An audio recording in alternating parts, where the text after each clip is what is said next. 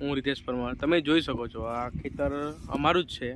એમાં ડાંગરની વાવણી અમે કરેલી હતી અને જ્યારે પાક લેવાનો સમય આવ્યો ત્યારે આ વરસાદના કારણે આ બધું જ ખરાબ થઈ ગયું છે. એમ કોણ હતું કશું જ લેવાનું નથી એમ. પણ હવે ખેડૂતની દશા ખેડૂત સમજી શકે. જુઓ ખાલી આટલું નુકસાન ખાલી જુઓ તમે. અને હજુ વરસાદને બંધ થવાનું નામ જ નહીં. બહુ જ ખેડૂત આત્મહત્યા કરી લે એવી જ પરિસ્થિતિ અહીં છે. કશું લેવાનું નહીં, બસ કુદરતના હવાલે કરી દીધેલું છે આ વસ્તુ બધું. જુઓ ખાલી.